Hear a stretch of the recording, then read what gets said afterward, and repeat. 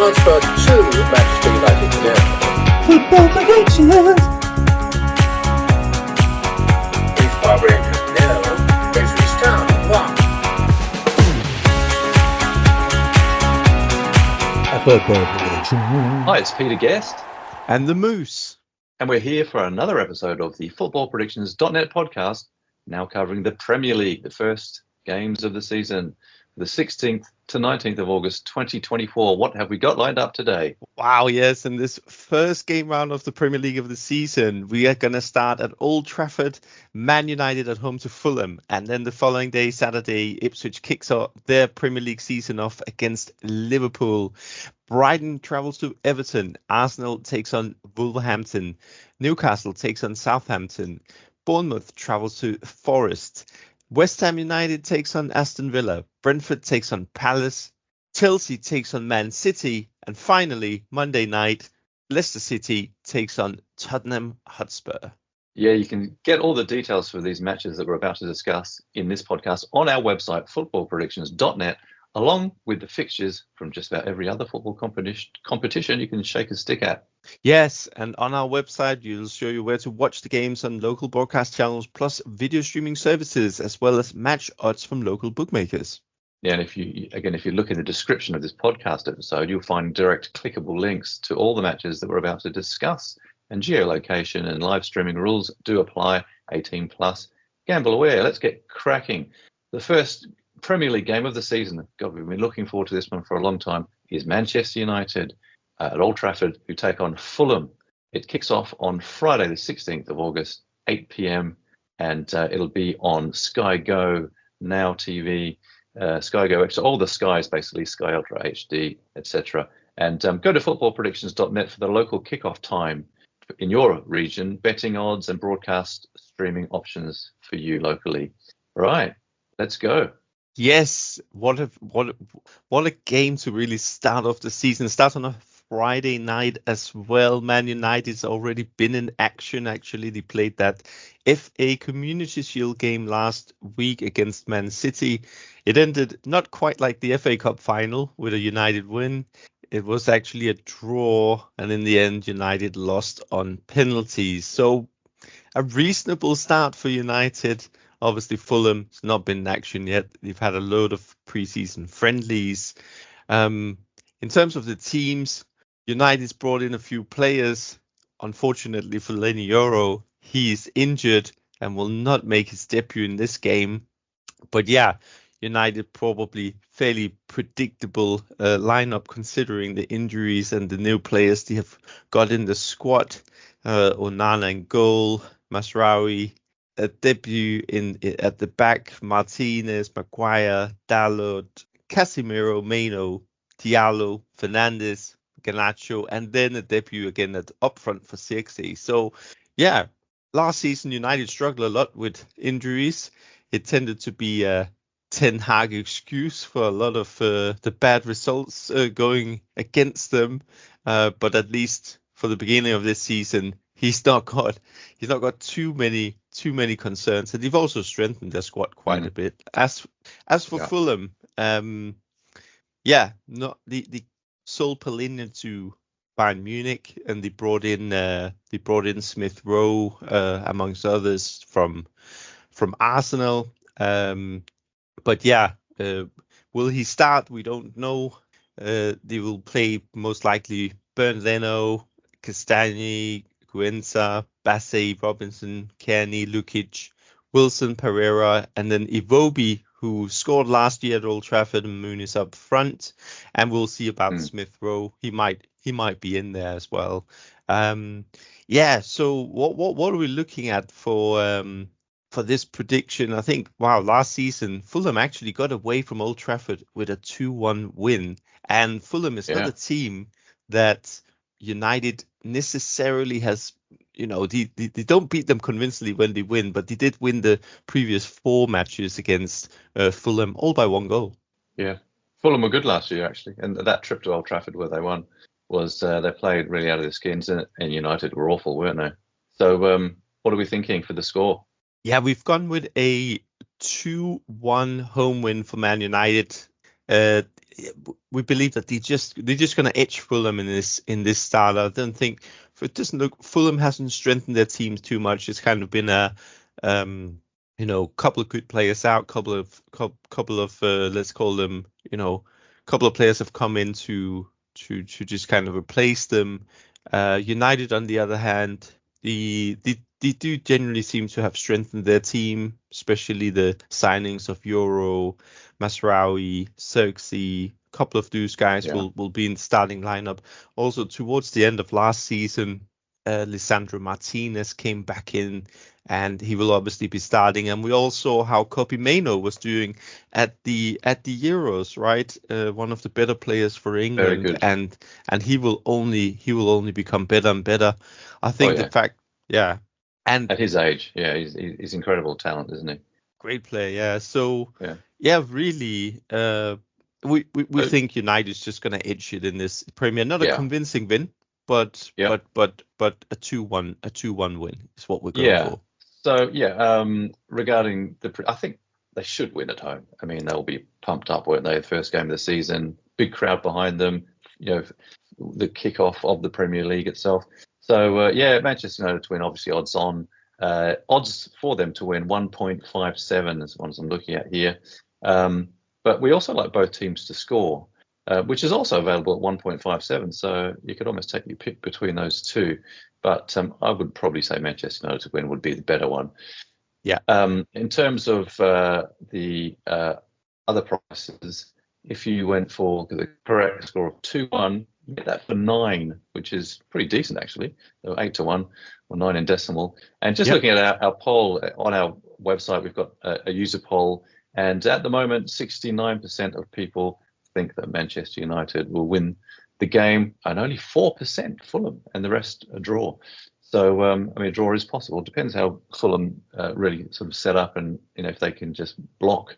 But that's what they'll need to do, I think. But it should be a good one to watch. Shall we move on to the next game, which is guess who's back? Ipswich Town.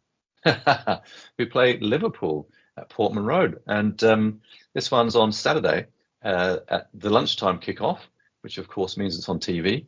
So you can watch it on TNT Sports 1. This is in the UK. TNT Sports Ultimate, and it's also on TalkSport Radio and Discovery Plus. So another big game for a promoted team. I haven't been in the. I'll let you cover this because I know how much you know about Ipswich. Go to footballpredictions.net for the local kickoff time, betting odds, and broadcast streaming options available in your area. So give us the lowdown. Ipswich Town, they've come up and up and up, and now they're in the big time again. A double promotion.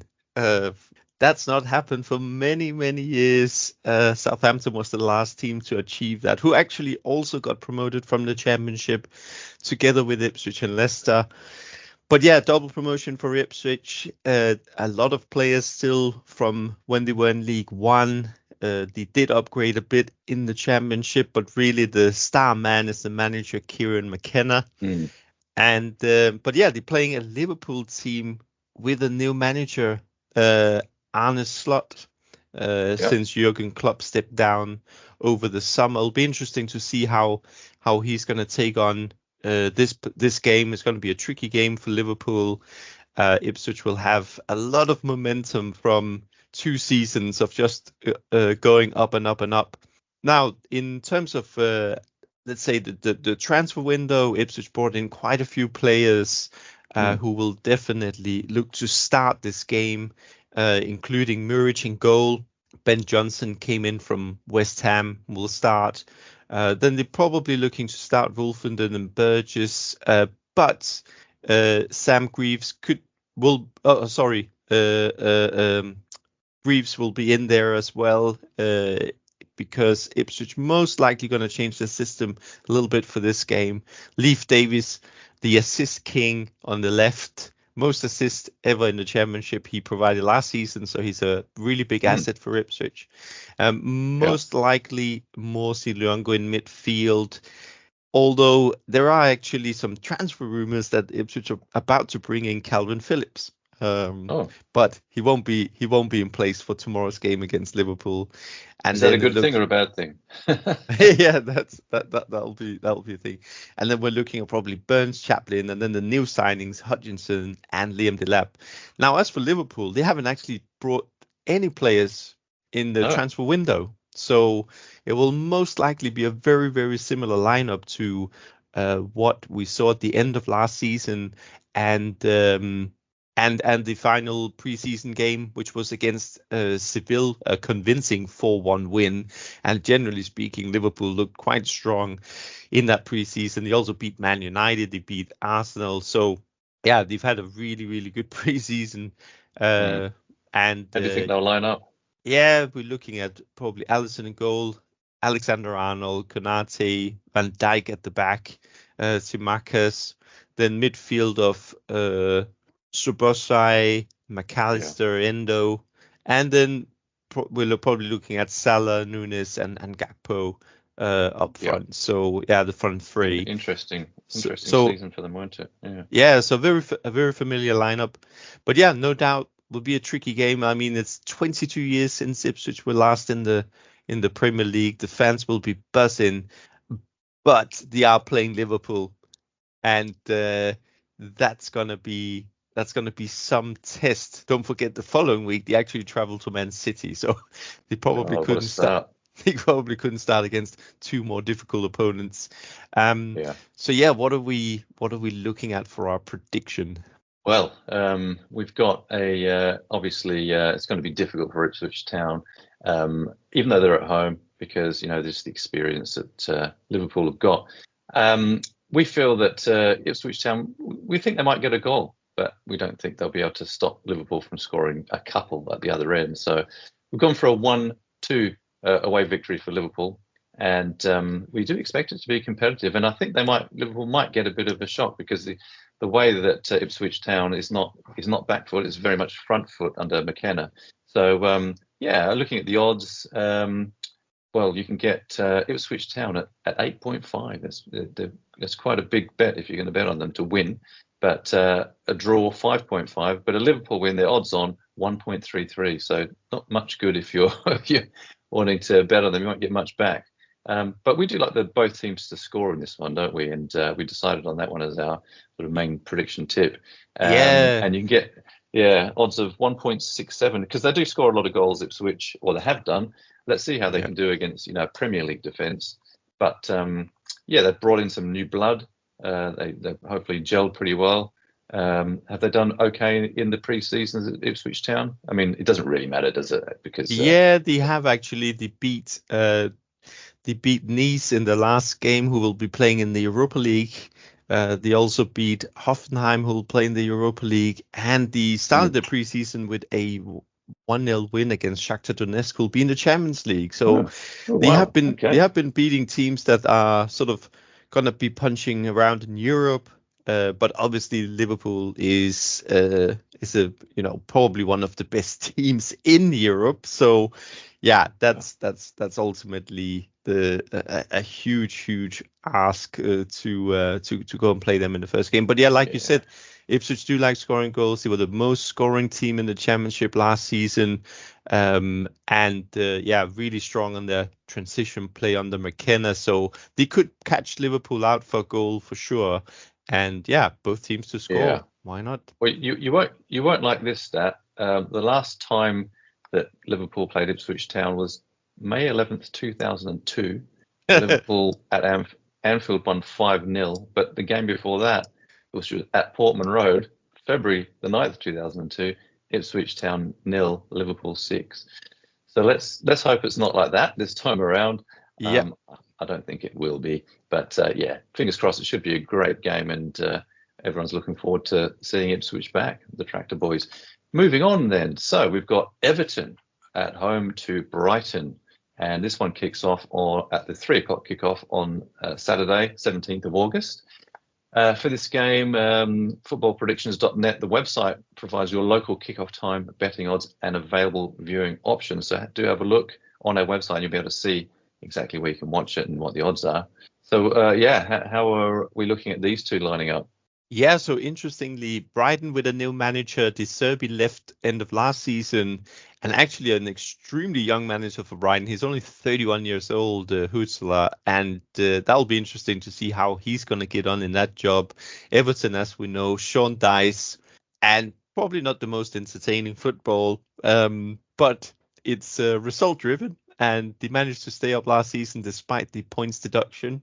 Uh, a bit of activity in the transfer windows meant that Everton's had to wave goodbye to probably one of their biggest profiles last season, Onana, who went to Aston Villa. Um, and yeah, not otherwise not too much activity. Brighton's actually brought in quite a few players in this window, including Mente from Newcastle. So yeah, Everton we're probably looking at a Pickford in goal, uh, Coleman, Tarkowski, Jacob Bryan, Malonka at the back, midfield of Jack Harrison, Gray, Garner, McNeil, and then Doucouré and Calvert-Lewin leading the front line. And for Brighton, it's a few injuries. Solly March probably not playing, but apart from that, Steele and goal, Veltman, Van Hecke, Dunk, sort of at the back with Minte, Rafa Milner, Barco in the middle, and then Mitoma, Welbeck, and Pedro leading the front line in a 3-4-3. So we know Brighton quite very progressive football, and they will continue that style, well-driven club. And yeah, they will definitely look to grab a point at Everton, who is going to be interesting to follow this season because they actually finished last season off quite well. Had quite a few wins over the last few game rounds and kept quite a lot of clean sheets at home at Goodison. Mm-hmm. Yeah, and what do we think regarding how this match will play out? Yeah, actually, if we look at these two teams from last season, both matches ended in draws. And like I said, Everton actually finished the season off with, I think it was like 4 or 5 clean sheets in a row. We're gonna go with a really careful start to the season for both here. Yeah, not the most entertaining game, but yeah, we've actually opted for a 0-0 draw. Yeah, I think they might draw some blanks. I mean, you've got the likes of Calvert-Lewin for Everton. He hasn't had a very good season last season, and seems to be a couple of seasons before that he was on fire, wasn't he? He was leading the goal scoring, and everyone was thinking he was the next big thing. But yeah, we think they're going to kind of neutralise each other, and neither of them get a goal. 0-0. That's our prediction. We have to stick with it, and. You do get 0-0s from time to time, as we well know. Disappointing to predict it, but that's how it goes. Yeah. Regarding the odds, 2.7 for Everton. Interestingly, Brighton 2.6. So they're actually slight favourites, Brighton. But yeah, a draw you can get 3.4. But regarding our predictions and what you can get for those, 0-0, it's pretty tasty. You can get 12. So 11-1 on a 0-0 draw, as a correct score, that is. Yeah. But yeah, for a draw itself, we just mentioned the odds there, but under 2.5, which is our tip actually for this one, so which means you could have a 1-1 as well, would be odds of 2. So yeah, I think that's probably the one I'd be looking at there, under 2.5, and hopefully it comes off. On our website, the user poll. 44% of people think Everton will win and 31% Brighton, and the rest being a draw. So yeah, a lot of people on the fence. It's very even. Yeah, it should be tight. Brighton, they do so well, don't they, every year regarding buying, selling players. So let's see how they do with this team. I know they've got a few injuries, haven't they? But like Solly March and so a few long-termer ones. So let's hope they can both put out a good team and plays out a good match. Shall we move on to Arsenal, who alphabetically are first in the league already, and they take on Wolves, who are last in the league based on their alphabetical order. So that's Saturday at 3:00, 17th of August. Find your local kickoff time, game odds, and available broadcast streaming channels for this match on footballpredictions.net. I know in the UK it's being broadcast on Radio 5 Live if you want to listen to it. I know the end of the season last year for Arsenal was very good, and for Wolves it was very bad, wasn't it? Yeah, it was very bad. They actually only picked up 8 points from the last 12 matches, which is definitely not the kind of form that they would wanna take into this season, because that would eventually mean relegation for Wolves. So they would have to start the season much better. But yeah, in terms of if we do start with the away team, because Arsenal obviously probably gonna definitely really want to punch for the title this season. They're the home team, by the way. They are the home team, yeah, exactly. But yeah, in regards to Wolves, I mean, look, they sold some of their best players in this window. Like Neto went to Chelsea, Kilman went to West Ham, and you look at the guys that are replacing them, and you think, wow, these guys are not replacements for these players. So I think it looks like a Wolverhampton lineup without Neto and Kilman, and then they brought in some very inexperienced Portuguese players, or Gomez and Lima, who is Brazilian, by the way. But yeah, that's going to be tricky for Wolves. Now on the Arsenal side, we know that it's been really steady progress under Arteta, really close to. They took it down to the wire with Man City last season for the championship, didn't they? Oh yeah, yeah.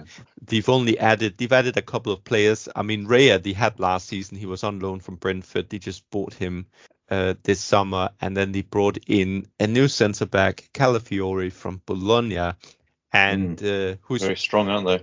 Yeah, who's most likely to feature in the lineup. Otherwise, we're looking at Ray and goal, Ben White, Saliba. They might start Gabriel over Calafiore in this game. Zinchenko, Ødegaard, Jorginho, Rice, Saka, Havertz, Martinelli. So very, very similar starting lineup to last season. Strong lineup. Whereas Wolves, Sarr goal, Dorothy, Mosquera, Gomez, Nuri. Doherty. Matt Doherty, you mean? Yeah. Totti and Nuri at the back. And then we're looking at midfield, Gomez, Lemina, probably Rodrigo Gomez. Sorry, they got two Gomez's, don't they? They have Joao Gomez and Rodrigo Gomez. And then we're looking at Hwang, Sarabia, and then the new loan signing Strand Larsen up front. So yeah, that is not a stronger Wolves team than last season, considering how they finished. They are going to struggle in this game. Yeah, I think so, big time. I think they're going to get done, aren't they?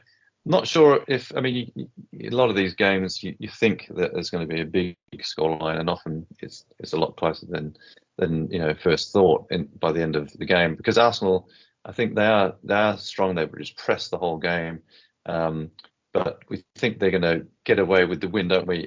We've gone for a 2-1 to Arsenal, probably a bit conservative, but it should be a good game. Let's see how Wolves do. I don't know how they're going to come out, but you'd think they're just going to go out probably a lot defensively and try and counter, which we've seen teams do well against Arsenal in the past. But looking at the bookmakers' views of this game, Arsenal's massive favourites. You can get 1.2 odds in decimal for them to win. Tell you what, you can get 7.5 just for a draw. That's huge. And if you want to back Wolves, you get 14 to 1 to win. Oof, that's quite tempting. But yeah, looking at our predictions, we have both teams to score. You get 2.2 for that, and that's what we're looking at. We think of both teams to score is probably a safe-ish one to look at for this one. But looking at our user poll, 81% of people on the website have polled an Arsenal win, and just 8% Wolves. 2-1 scoreline for an exact correct score. You can get odds of 10 to 1 or 11 in decimal. So that's pretty decent as well. So yeah, let's see how it goes. You think Arsenal will want to get off to a flyer? Well, of course they will want to. But they've strengthened again. Arteta, it looks like he's had a bit of Botox, so let's hope his face can hold it together for the match. And we'll see how things go. Yeah. Next up, we've got Newcastle United, who take on Southampton. And this one's also a 3:00 kickoff on Saturday, the 17th of August. On footballpredictions.net, you can find your localized kickoff time, odds, TV channels, and streaming services for that. And Newcastle had a funny season, didn't they? It wasn't the best of seasons that people were expecting them with all their Saudi money to suddenly take off last year. It didn't happen. And of course, Southampton have come up through the Championship playoffs and looking strong. So what do you think about this game? Yeah, I mean, look, interesting. I mean, Newcastle last season, I think they had a lot of injuries. Plus, they had to play in the Champions League, and that seemed to really affect their Premier League form, didn't it? But this season, there's no Europe for Newcastle, and they can kind of just focus on the Premier League again. In the transfer market, like you say, they got the Saudi money, but I think because of all these PSR rules, they have to be a bit careful on how they spend. And actually, they've actually been forced to sell a few players this window. They sold Anderson to Forest for 38 million, and Minter went to Brighton. So that's two decent players, although Minter, I don't think he was in the lineup that much, but they brought in Lewis Hall from Chelsea, and Vladi Comas from Forest, and Osula from Sheffield United. So they haven't really been super active in the old transfer window, which means that for this game we're going to see Eddie Howe's strongest lineup from last season, pretty much. We're looking at a Nick Pope in goal, Livramento, Sharp, Hall at the back, with Gimenez or Bruno, Longstaff, Joelinton sitting in midfield, and then Murphy, Isaac, and Anthony Gordon, who they've managed to keep on to. Liverpool were obviously very interested in Gordon, but yeah, they managed to keep on to Anthony Gordon. If we look at Southampton, now that's interesting. So they bounced back straight away. First attempt, they were relegated to the Championship, and then they bounced back via the playoffs last season. And as it goes for the Championship teams that do come up, they do have to really strengthen that squad. Now, interestingly, Southampton last season, at the last quarter of the season, they were actually performing quite bad. So they were among the worst defenses in the Championship, measured over the last 12 matches. And you would think that Russell Martin would then go and strengthen that back line, including the goalie, but he hasn't. No, so, a lot of names I've not seen, in the Premier League before in this team. Yes, and you got like Harvard Bellis. There was a record signing not a record signing, but they brought him in from Man City. But he was in that back line last season because he was on loan. Right. But yeah, the back line of McCarthy and then Sugawara has come in, but then Harvard Bellis, Bednarek, Stevens, that was pretty much the back line from last season. Then they brought in Flint Downs, but he was also on loan last season. So not really strengthening the lineup. This is the team that pretty much took them up: Smallbone, Aribo, and Dosi, and then Adam Armstrong, and then Ben Bertrand Diaz have come in from Villarreal. And actually, Bertrand Diaz did quite well at Sheffield United at the end of last season. He came in January and scored quite a few goals for them. Not enough to keep them up, but did well by scoring goals. So yeah, some concerns I think for Southampton, definitely. And interestingly, Russell Martin's not been addressing that back line in this transfer window, other than just reinstating Howard Bellis. So yeah, traveling to St James's Park for their first game, that's going to be really tough. Oh yeah, those Geordies love it, especially early on in the season when all the hope's there, right? So we're looking at a prediction for this game for a Newcastle win, and we've gone for both teams to score. Just give you the odds on that. Newcastle to win, very much odds on. 1.36 is all you'll get for a Newcastle win. Both teams to score, we've gone for a yes, and 1.62 you can get on that, so not particularly great either on that. But Yeah, 3-1 is the correct score that we've gone for. Slightly better on that. You can get 11 or 10-1 odds for a correct score of 3-1. And I think that's probably not a bad shout. We think that Newcastle will score at least a couple. And regarding the if you wanted to go for Southampton, you could get odds of 8, so 7-1, which is not that generous, to be honest with you, I don't think, considering they're a promoted team. So let's see how this one goes, and let's move on. Oh, by the way, on our website, the poll, 75% of people think that Newcastle will win, and only 8% Southampton. So 16% left for a draw. Yeah, let's move on to the next game, which is also 3 o'clock kickoff on Saturday, 17th of August. Nottingham Forest, who take on Bournemouth.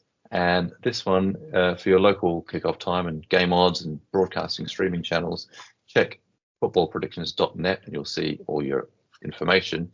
Nottingham Forest against Bournemouth, not a hugely inspiring sounding clash, but it's the first game. There's going to be a lot of hope in the air for Forest. What do you think they'll be getting up to, and how have they gone over the course of since the end of last year?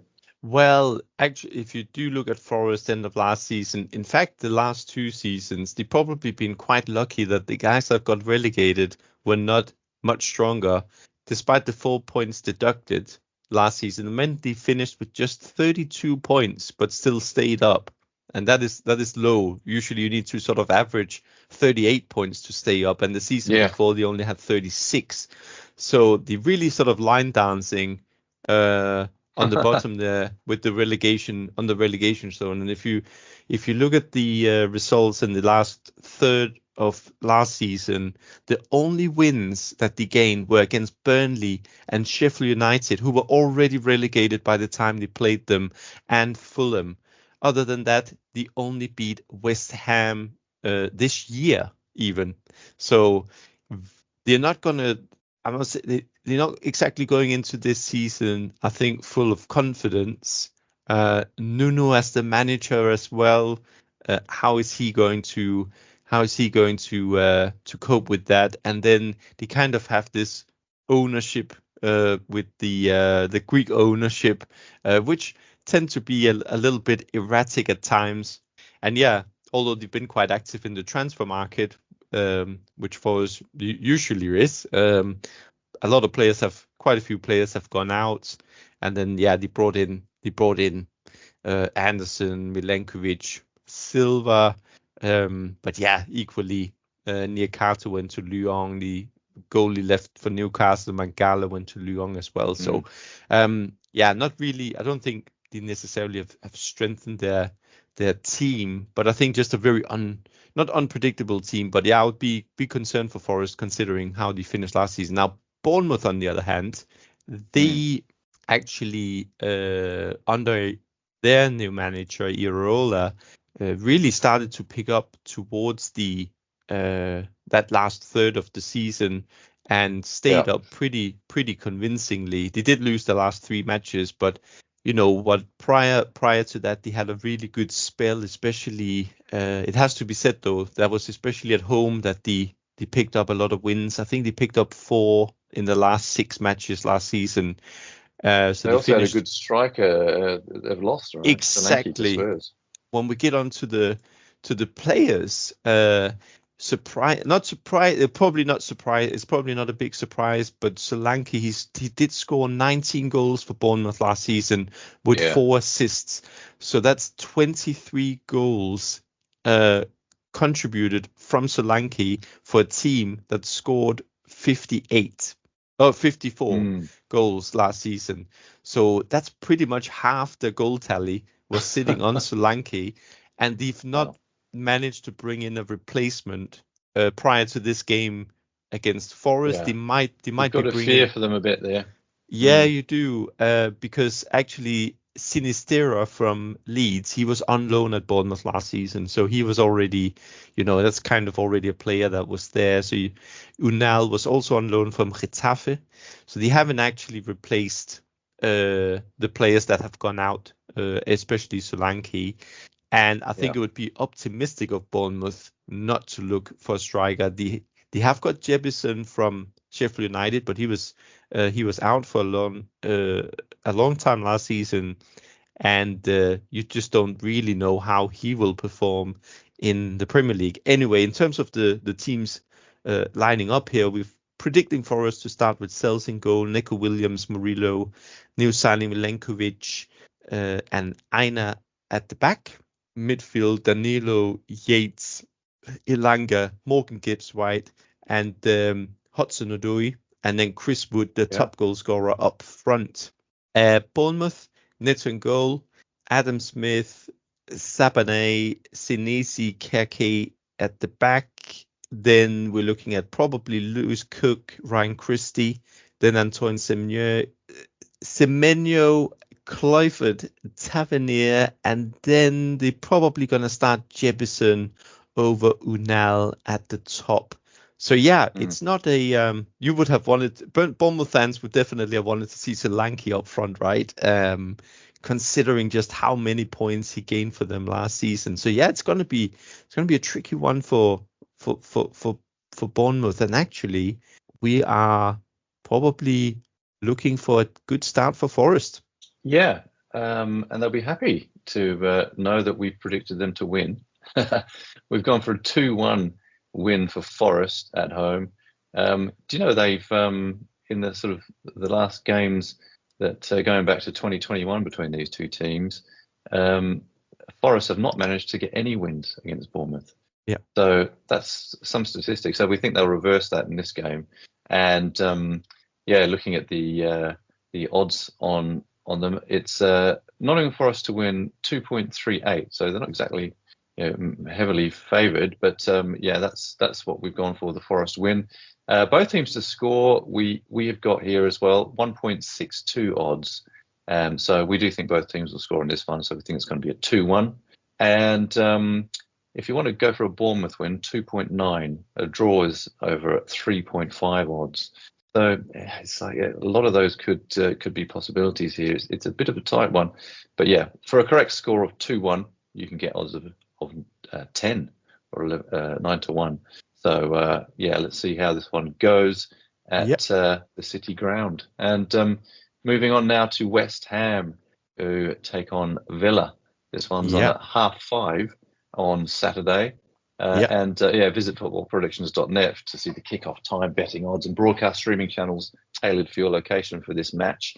And this is going to be an interesting match with two teams that have got very similar strips. It's the claret and blue.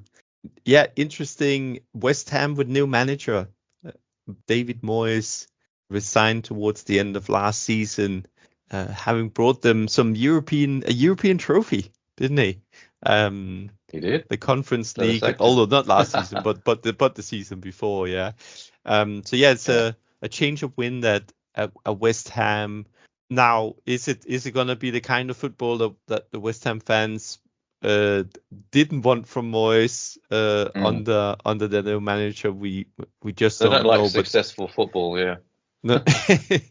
But they've been quite active in the transfer window. To be fair, probably one of the biggest spenders in the Premier League. They brought in Kilman from Wolves, Somerville from Leeds, Fulkrug from Dortmund, Gilham from Palmeiras, and Van Bissaka recently from Man United. Yeah. So actually, I think that's a good move for them. Actually, Van Bissaka. I mean, I'm surprised that United sold him. Very surprised. I think that's a great signing. It's only £15 million. So he's only 26 still. Yeah. Wow. So yeah, I think combined with Kilman, I think they've addressed a few things there that this is. These are improvements to that first team squad, especially considering that the only sold really Flynn Downs went to Southampton and Ben Rama to Lyon, and that's pretty much it. So they not said goodbye to any of the big players. So yeah, West Ham's going to be an interesting one to follow. Now, as for Aston Villa, we know with Emery, like they have done really, really well. Like they finished 4th last season. They're going to go into the Champions League, the new Champions League format. Now that will probably prove a bit of a challenge in terms of squad depth, because now the group stage consists of not just 6 matches but 8 matches, and they've kind of been hit a little bit on the PSR, I believe, because they had two of the top players last season, Moussa Diaby and Douglas Lewis, who played jointly between them the most games actually for Villa. They have left. So Diaby went to Al Ittihad and Lewis went to Juventus. And they've obviously had to replace those guys. But apart from that, they've not really gone beyond replacing them. And there's new players that needs to be played into the first team squad. Are they going to be as good from day one as they were end of last season? We don't know yet. But yeah, it'll be interesting to follow Villa this season, see how they get on combining Premier League and Champions League. But yeah, for West Ham, we believe that the starting lineup would be Ariel in goal, then Kufal, Kilman, Mavropanos and Cresswell at back, Ward-Prowse, Susek, then Bowden, Paqueta, Kudus, and Fulkrug up top. They've got another pretty good strike force there. I mean, Jared Bowen is a very tricky player, but Paqueta, Kudus, Fulkrug is an interesting addition. I really like the look of him in the Euros, and he scored some great goals, didn't he? Yeah, it's also interesting to see how West Ham has sort of bought a guy like Fulkrug, who is actually 31, but they still spent 25 million on him. Because it's going against the trend of a lot of the Premier League teams who likes to buy really young players that they can probably eventually sell on, but actually West Ham going for proven, experienced players here. So that's Villa, do you think, are going to line up in this one? Yeah, so Villa, we're looking at Martinez in goal, of course, Matty Cash, Konsa, Torres, Maatsen, new signing at the back, Tielemans, Onana, new signing in sitting in the holding midfield, then with Bailey, McGinn, probably Morgan Rogers, and then Ollie Watkins, of course, will lead the front line for Villa. Yeah, it's a decent side, isn't it? I tell you what, the two pretty good sides. You'd think that maybe Villa have weakened a little bit, and West Ham have strengthened a little bit. I mean, also with the new manager, West Ham, that they could be something quite interesting this year. Yeah, they certainly needed a change of direction. Yeah, and what are we going to go for? Yeah, we've actually gone for quite an entertaining opener here at a stadium. City. No, sorry, it's not Upton Park. Not Upton Park anymore, is it? London Stadium. Yeah, we're going for 2-2, a 2-2, so a high-scoring draw. Yeah, I can see that. I mean, these are two teams that do like to really attack. Well, sorry, I shouldn't say about that West Ham, but I'm saying that now they should. Let's look at some of the odds. So for a draw, you can actually get quite good odds, as you can for a draw most of the time. 3.6 is what I'm seeing here. And but for both teams to score, it's a 1.5. So it looks, even the bookies think it's very likely that both teams will score. But that's our kind of safe prediction, is that both teams score in this game. Regarding the odds for a correct score, 2-2, pretty good. It's 12 or 11 to 1. So yeah, and you know what? People on the website are completely split at the moment in the voting. The poll both say 41% Villa and West Ham to win. Oh, interesting. And, yeah, which is interesting. And then obviously the other 19% say a draw. But yeah, we say a draw, and hopefully we can see that one come through, because in terms of the odds, it's 2.5-ish for West Ham and 2.7 for Villa. So yeah, the slight favourites, West Ham being at home. Yeah, let's see how it goes, shall we? Next up, we've got Brentford, who take on Crystal Palace. This one is at 2:00 on Sunday, 18th of August. And go to footballpredictions.net, our website, for the local kickoff time, betting odds and broadcast streaming options available in your area. Tell you what, Palace finished quite stunningly at the end of last season, didn't they? With that, they thrashed Villa 5-0. They won all those games with Eze and, of course, Elise, who's now gone. And who knows if they'll manage to still hang on to Eze by the end of the season. Oh, well, sorry, end of the transfer window.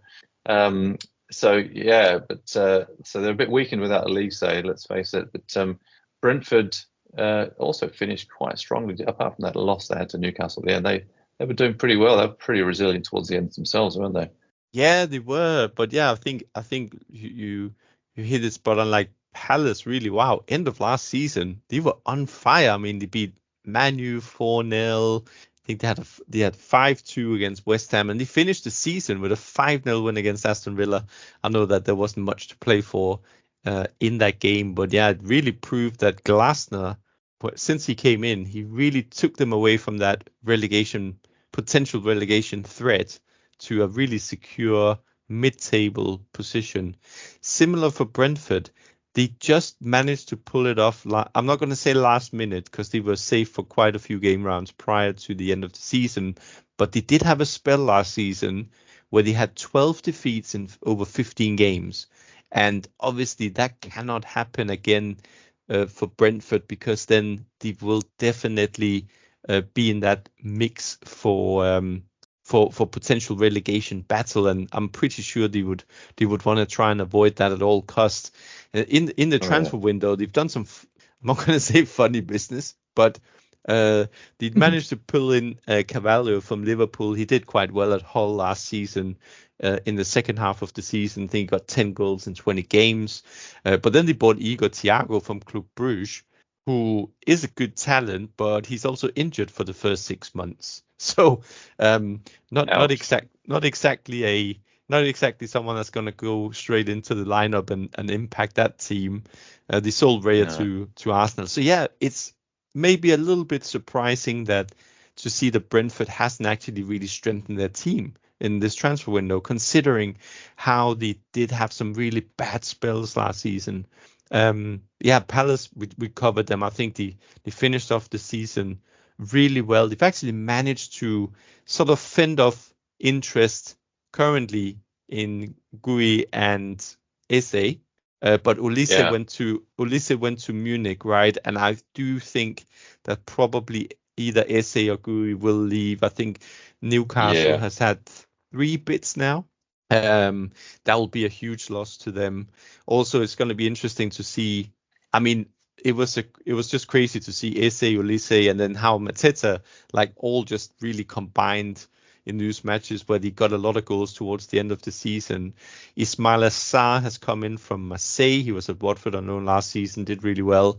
But is he stronger than Ulisse? Of course not. It'll take him some time to gel into that team, right? So yeah, it's gonna be interesting to follow Palace and see if they can follow up on that end of last season, because I would be optimistic if I was a Palace fan. But yeah, anyway, Brentford probably looking at interesting names in this Brentford team, aren't there?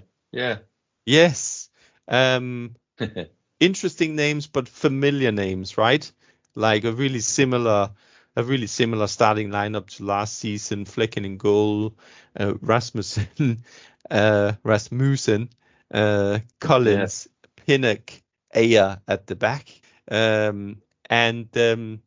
midfield of Nørgaard, Idjaneld, and Jensen, and then of course Mbuemo, Visser, and then we've gone Schade up top. Obviously, Brentford has this whole they have this whole thing with going on with Ivan Toney as well, right? What's going to happen to him?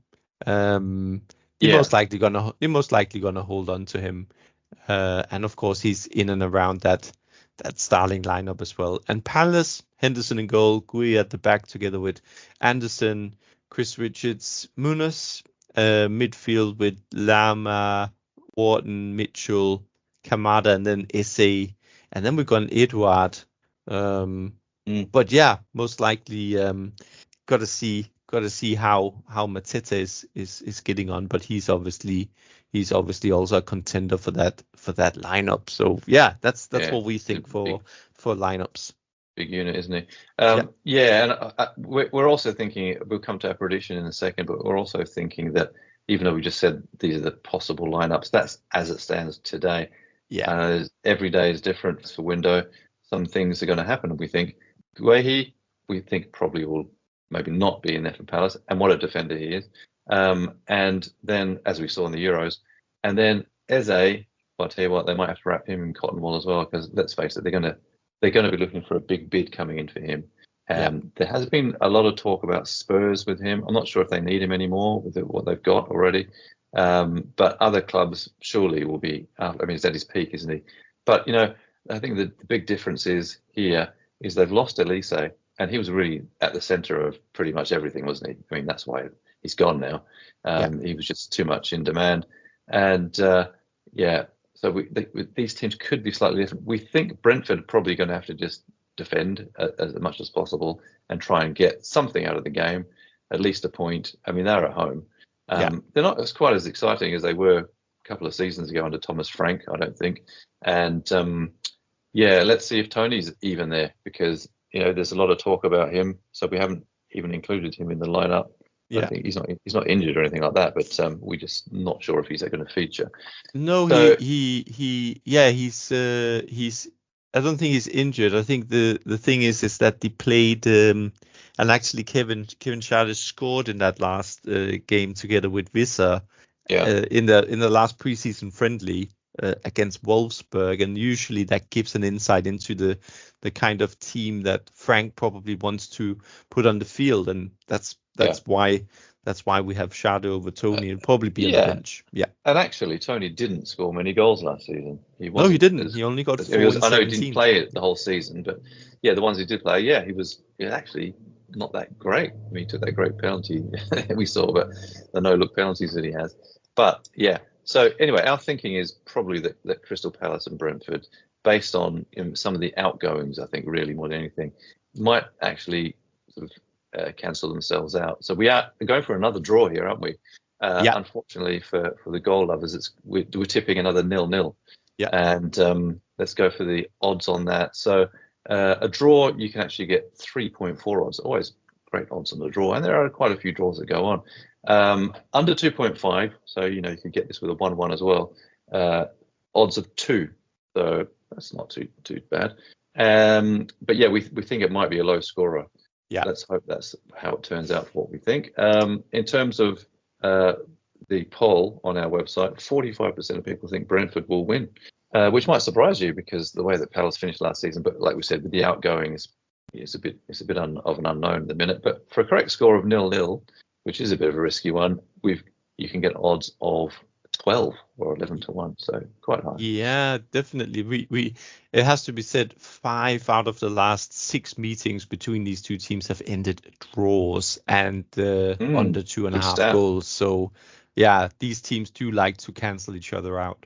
Yep. Okay, good. So shall we crack on with a pretty, what you would say would have been a very big match a few years ago, but it's still a big match. Chelsea, who take on Manchester City. This one's on Sunday at 4:30 kickoff. Sunday the 18th of August. Visit footballpredictions.net, our website, to view the kickoff time, betting odds and broadcast streaming channels tailored to your location for this match. I said Pochettino was very unlucky. Apparently, I just heard today that he's been appointed the USA national manager.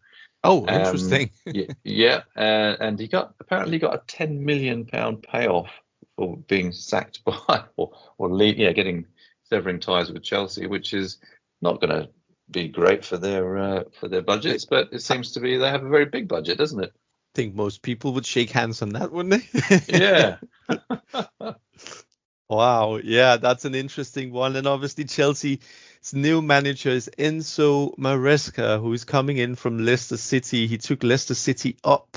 We'll cover Leicester in the next game, tell what might happen to them with potential point deductions. But interesting appointment going from Pochettino to Maresca, because style of play, interesting. Maresca has pretty much just one weapon, very possession based play.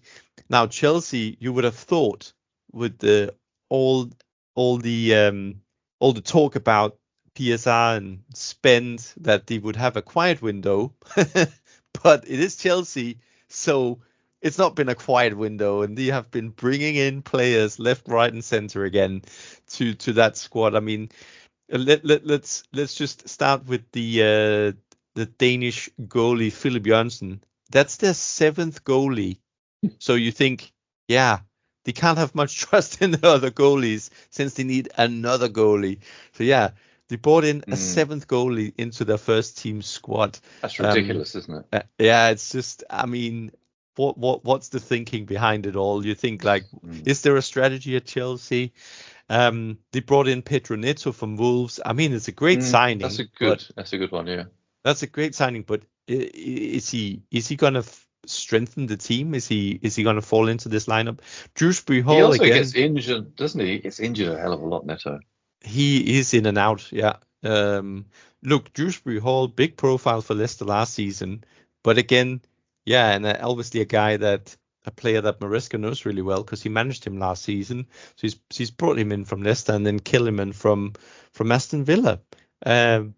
Yeah, and a few others, Anselmino, Vega, Wiley, it might be players we've never heard of, but at the end of the day, a combined spend of 40 million euros just on these 3. So, yeah, welcome to Chelsea. Tosin actually came on a free transfer from Fulham. He was doing really well for Fulham last season at the back. So it's pretty much a new lineup again for Chelsea, although that's, of course, not how it's gonna pan out. Man City, we said they already been in action. They won the Community Shield last week against Man United, and I'm sure they wanted to just get that little FA Cup defeat revenged, so to say. They did only beat them on penalties, though it was a 1-1 draw. Now, interesting for City, right? The sold Alvarez to Atletico Madrid For a lot of money. For a lot of money, yeah, 75 million euros, and made some good profits, haven't they? They've made some good profits. It looks like they're very aware of the PSR rules right now. Been really careful in this window, and they only brought in 1 player actually. So yeah, it's going to be same old City against a fresh-faced Chelsea. In terms of the lineups, go on. I was just saying, and of course they've been now told that they will. Finally, the Premier League will get to their 115 charges address. I don't know why the hell it's taken so long, but also, something that's going to happen mid-season. Yeah, something that's going to happen mid-season. Yeah, sorry, you were about to say the lineups and the formations here. Yeah, the lineup. So Chelsea, we are looking at. It's going to be a bit. Actually, I think it's a bit tricky to predict the lineups here for Chelsea because they brought in so many players. And we do think that the new goalie, Philip Jørgensen, will start in goal. And then at the back, we're going to look at Gusto, Colville, Badiashile, Cucurella, midfield, Lavia, Caicedo, Enzo Fernandez. And then we're looking at Madueke, Palmer, and Nkunku up front. Yeah. So that's the prediction right now in terms of what that Chelsea lineup could look like. And as for Man City, I think there's some really familiar names here for everyone. Ederson in goal, Rico Lewis, Akanji, Ruben Diaz, and Guardiola at the back. And then we're looking at Kovacic, Doku, Bernardo Silva, Kevin De Bruyne, Jack Grealish running the show in midfield, and then of course Erling Haaland up front because now Alvarez is not there, so they only really have one option up front. So yeah, that's what we're thinking. Pretty good option though. Yeah, that's what we're thinking. Oscar Bob's got a fractured leg, hasn't he? Broken his leg. Yeah, he's in training apparently. That's very unfortunate for him. So that'll be him out for a long spell. Man City obviously have been so good for so long. Chelsea, it's at home. It's at Chelsea, and Chelsea, sometimes aren't they good at home recently in recent times, aren't they? So, what do you think? How do you think it's going to flow? Well, so what we're actually predicting I'm not going to say convincing win, but we are predicting a City win of 3-1 here. This is going to take Chelsea again. It's going to take them time to integrate all of these new players. How is Maresca's style going to go down against Man City? I mean, Maresca was obviously one of the Pep Guardiola undergraduates, isn't he? He was the assistant there before joining Leicester, so he should know City quite well. Yeah, I mean, But Arteta's done pretty well, isn't he? as yeah, another, exactly, understudy. exactly. Shall Yeah, we look at the odds for this one? yeah, Man City to win 1.83. So yeah, they're not that heavily, but they are odds on, obviously. But we've gone for both teams to score. You get odds of only 1.5, unfortunately, for that though.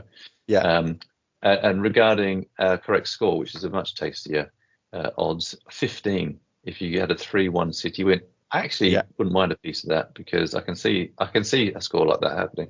I think yeah, that Chelsea, they have got some firepower, Chelsea. So especially when you got the likes of Cole Palmer, lurking around the box, yeah, and he can shoot from range as well. He's been a real revelation, of course, from Manchester City. So yeah. I really think they should have hung on to him, but okay, 2020 vision in hindsight and all of that. But Maresca's first game at home, we don't think that they will be strong enough for Man City. Although Man City, of course, often do start sluggishly at the very beginning of the season, don't they? But yeah, I can't remember the last time that Chelsea beat Man City. It must have been No, and I think there's quite. another interesting one here.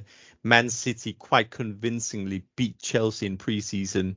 They were 4-0 up after an Yes, hour, yes, and it ended 4-2. And yeah, the lineups for that game. I know that there were a lot of substitutions, but you know what? Man City actually played from the beginning what would probably be deemed more or less a second team. It was only yeah. really Haaland, Grealish, and Kovacic that was in that starting lineup that you will see on Sunday. And Chelsea, on the other hand, yeah, you could see probably 7, 8, 9 players from that starting lineup in this game. So yeah, I think that's could be. I know we don't put too much emphasis on preseason matches. However, I do think that that's quite telling for probably where Chelsea is at the moment. Because also, if you look at some of I know I don't want to dwell on preseason, but Chelsea preseason 2-2 against Wrexham. They lost 4-1 to Celtic. Yeah. They did have a 3-0 win against Club America. Then they lost 4-2 to City. They lost 2-1 to Mm. Real Madrid. And then the most recent, they had a 1-1 against Inter Milan. But yeah, let's not put Yeah, too much very emphasis. interesting Yeah, management they've got going on there. Really, this Todd Bowley era has been a big failure so far. Although they have been, sort of mid-table, haven't they, most of the time? yeah, Anyway, let's see. We think City will win. So let's move on to the last yeah, game, which is Monday Night Football, and this one will be obviously telecast on Sky. It's Leicester versus Tottenham, and kicks off on Monday, the 19th of August, 8 p.m. I will be at this game, hopefully. Visit footballpredictions.net to view the kickoff time, betting odds, and broadcasting streaming channels tailored to your location for this match. Newly promoted Leicester. They were doing really well last season. yeah, Spurs had a really good start to the season last season, but then had that difficult patch with a lot of injuries, and then a lot of suspensions as well, and then kind of went well, and then went flat a bit towards the end. But again, this is all part of the Ange Postecoglou growing pains, I think, and yeah, they've done a bit of business, like what you mentioned before. They've got yeah, Dominic Solanke in, but they've got some yeah, other great players that have come in. Archie Gray from Leeds. You can yeah, talk a bit more about these players, and but also Lucas Bergvall, Swedish player. He's young as well, brilliant. And Spurs have got a lot of great academy players like Will Lancashire coming through. Mikey Moore, who's just turned 17, he signed a 3-year deal extension for his first professional contract, I should say. So a lot of exciting players coming through. So Spurs have strengthened, I feel. And you can probably talk a bit about Leicester. yeah. So, like you said, Spurs have definitely strengthened that team. It was almost like what's going to be really interesting for Spurs this season is that last season it was almost like there was no replacement for Kane up front, like a Yeah. like for like replacement. And Solanke has now come in to plug that gap, and I think that's just going to take Spurs really into that top four. They were not that far off Villa last season, but they're definitely gonna challenge for that top four. I think this will bring them into that top four. But yeah, in terms of Leicester, so they got promoted.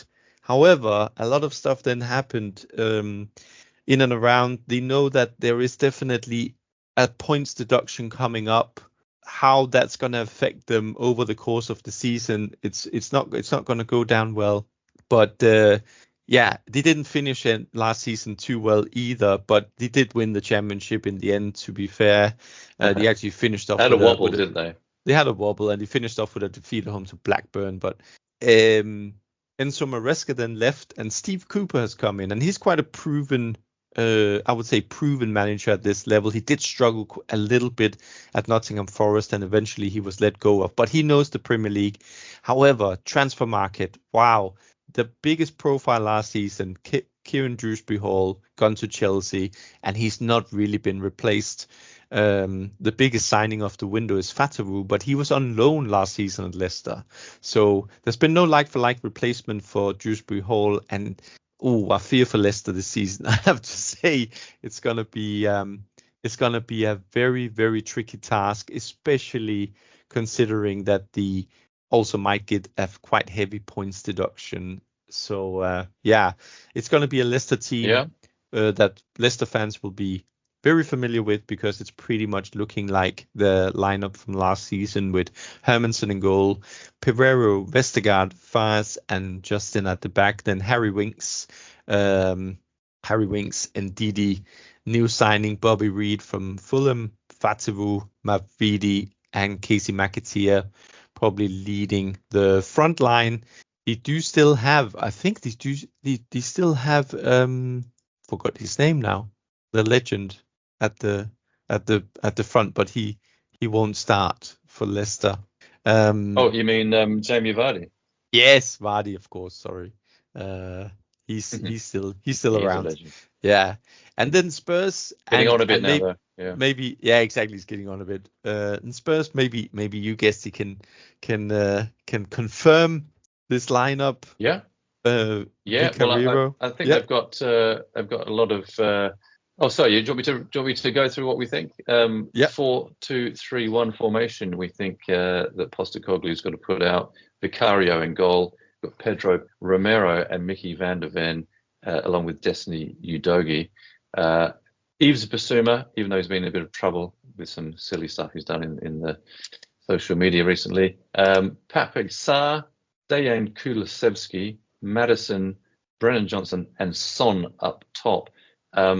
Let's see if Dominic Solanke's ready yet, but it's likely most of the time with new signings they come off the bench, don't they?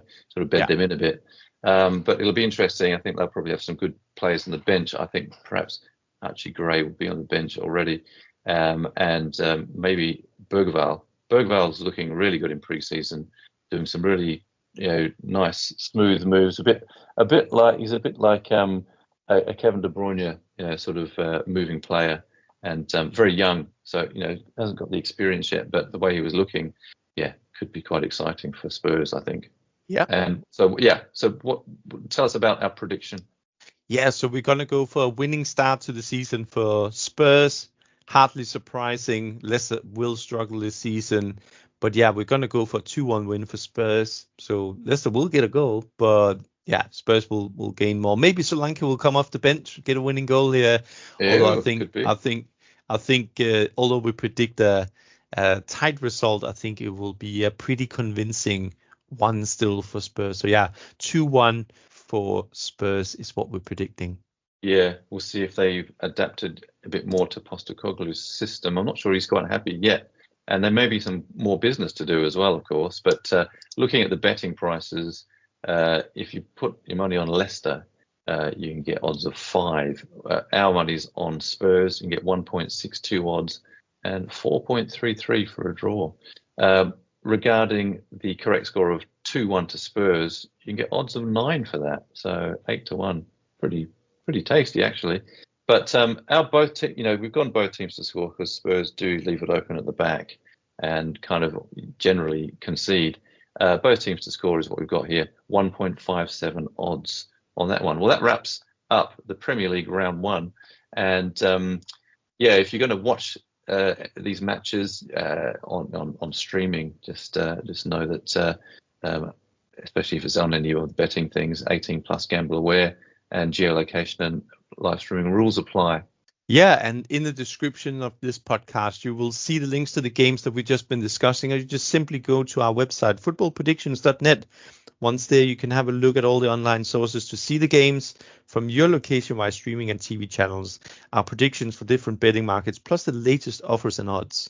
Of course, we record these football podcasts for more competitions as well as the Premier League, and you can hear them all at podcast.footballpredictions.net or where you usually get your favourite podcasts from. Well, thanks all for listening, and until next time, it is Goodbye. bye now. I thought predictions.